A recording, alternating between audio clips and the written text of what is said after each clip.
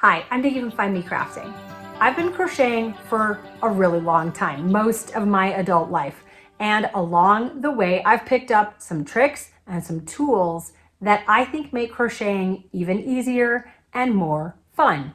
But some of those things are a little, shall we say, unconventional or just plain weird. But they are really effective and inexpensive. So I thought it would be fun to share my weird crocheting tools with you. The first thing on my list is something that we as crocheters are all going to need at some point if you don't use them on a majority of your projects. For me, that is an earring. This is known as a lever back ear wire. It opens up like so, and this can become the greatest stitch marker of all time. And I know that sounds like an exaggeration. It's not. I'm telling you, you need to try these. Grab yourself some ear wires like this. And if you want, in just minutes, you can add tiny, adorable little charms like the balloon dog or a gummy bear, whatever you want. These little charms are readily available. They come in so many different styles and types. They're super cute. Let me just show you why these are the greatest stitch markers. So you hold your little ear wire. I pop it up with my mouth. Yep, just like that. It's open. It easily slides into your work, snaps shut. It's not going anywhere. It's adorable. It's perfect. And when you want to take it out, just pull on it a little bit, pops right off. I love that I can do this one-handed with all my projects because the other hand is holding all the things. So these are not only super cute because you can pick whatever charms you want, these work so much better than those ones that look like safety pins. Those things give me anxiety. They stress me out. I have to use both hands to open them. I have a hard time getting it into the fabric, and then closing it is like, nope. I want the stress-free, adorable version like this. I do have a tutorial if you wanted to make your own, and you're gonna wanna do it and make a whole bunch. I have a ridiculous amount of stitch markers because once you get started making them, yeah, you just can't stop. It's an addiction. I have a problem. The next thing on my list is something you wouldn't necessarily associate with crocheters. It's a motion sickness pouch. I had never heard of these until my sister-in-law introduced them to me. You just rip open the package, you put one behind your ear or one on your stomach. They are a game changer. I am not even kidding. If you want to crochet in the car or on a plane without feeling sick, this is going to be your best friend. Now, if you can do those things without feeling sick, you know what? I live in jealousy of you, okay? I can't do it. Every time I tried, every time we took the 16-hour drive to see my extended family, I would just feel so sad because I wanted to crochet. I have nothing but time on my hands at that point, and I'm bored out of my gourd. But every time I tried to crochet, I would feel like I was going to hurl, and it only took minutes. With one of these bad boys on, I can crochet for hours. And they work for other things besides crochet too. I'm sure if you were knitting, they would also work. I know my daughters can look at their devices and read books in the car with one of these on or on a plane and not feel sick. They are 100% herbal. It does smell sort of like an essential oil herb situation. And quite frankly, the more I can smell it, the better it works. So you're gonna want that smell. They're pretty inexpensive and I can't live without them. If I'm traveling, you better believe I've got a pile of these with me in my crochet bag. If you get sick at all from plane rides or car rides, please do yourself a favor, give these a try.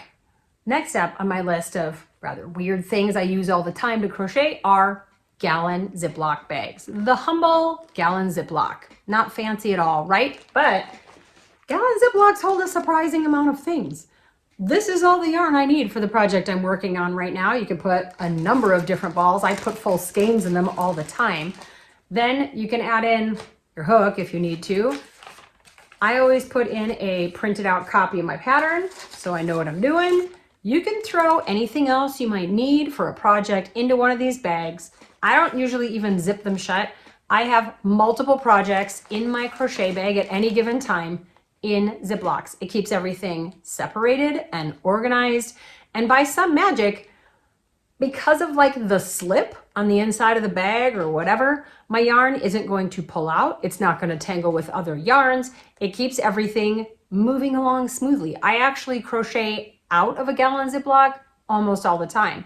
I just leave my yarn in the bag and work out of the open top. It's like a yarn bowl, but I can have a million of them, and they are really inexpensive. I do reuse my bags. I use them until they basically fall apart, just put different projects into them. You may have already discovered that this works great, but for me, this was pretty awesome, and I use it every day. The next thing I implore you to try, if you haven't already, is a neck lamp, okay? These are advertised for readers. You put it around your neck, you turn on the lights, and this one has 3 different brightnesses. It gets pretty dang bright. You can shine it down onto your book. It works great for reading. Guess what else it works really great for? Crochet, probably knitting, but I don't knit. I can only tell you about crochet. You can shine it right down onto your project. So if you just need a little extra light in your room, it works great. Another thing I found out almost by accident, black yarn. Oh my gosh, it is so hard to work with black yarn. Not if you have a neck lamp. You can actually see all of your stitches. Every time I forget I have this, and then I'm working with something difficult or tiny little stitches, and I think, man, I'm gonna get out that neck lamp and just see if it makes a difference. And every time I'm like, why do I not just use this? All the time, every time, because it is so fantastic. Maybe it's my old eyes talking, but you gotta give one of these things a try. Another thing I use a surprising amount of time with my crochet projects is my sewing machine. Now, I know that's a totally different craft, but if you have a sewing machine and you haven't already used it at some of your crochet projects, you have to try it. I use it all the time to back crocheted blankets. This is the Cuddle Buddies blanket. These are all free patterns I have on my site. And the back has fleece. It makes this super duper warm. It covers up any and all of the stitching from sewing on appliques. It makes the blanket extra soft and snuggly. And as long as you can fit your crochet under the foot of your sewing machine, it's gonna work. And you cannot see the stitches.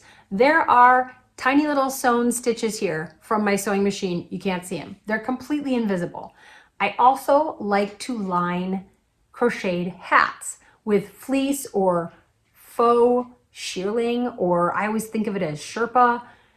I do have a tutorial that I will link up here for how to line hats that are crocheted. I do, in this tutorial, sew the lining in with hand stitches, which you can obviously do. I have used a sewing machine many times to also do that. And I do have a tutorial for this too. If you wanted to back crocheted blankets, it's really easy. I'm gonna link it up here. You're gonna wanna try it because it is so much better than hand sewing. Hand sewing stinks. I avoid hand sewing at all costs. But sometimes you just gotta line the back. You just gotta do it. Give it a try. The last thing I use all the time as a crocheter are knitting needles. Now, I know I just said I don't know how to knit, and I don't. I don't have any idea what to do with these things other than what I'm about to show you.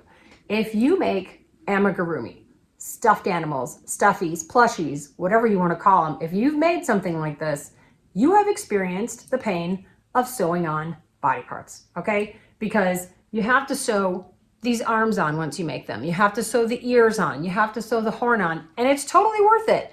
But I have ripped off so many arms and ears and other body parts that ended up crooked. One arm is higher than the other. One arm is a little farther back than the other. And no matter how I tried to fix them as I was sewing them on, they would shift just enough. And once again, I hate hand sewing, okay? I hate hand sewing of any kind. But whatever genius came up with this, they deserve a place in heaven for sure, because this is the greatest tip.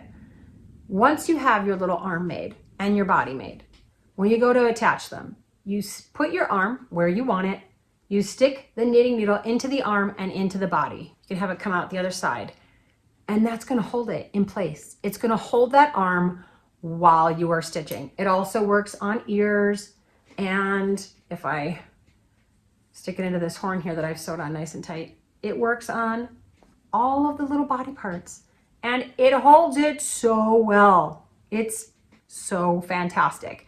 And just for fun, because you're going to be using them. Once you try it, you're never going to want to go back. You can also add on beads. These are silicone beads. It just funds it up. There's no useful purpose for those other than the fact that it makes me smile. That's why I use them. And if you like Disney, if you're a Disney file like me at all, these are Disney Doorables. They can go right on the top. You can make amigurumi sticks. That's what these are called. And with beads and Disney Doorables, and it's going to make the process even more fun, useful and fun. See, that's what I'm all about, useful and fun. I hope that you have found something new that you want to try out with your crochet collection, and all of the links for the products that I love will be down in the description box, as well as links to any tutorials that I have in case that would interest you. And whatever you're working on, happy crafting.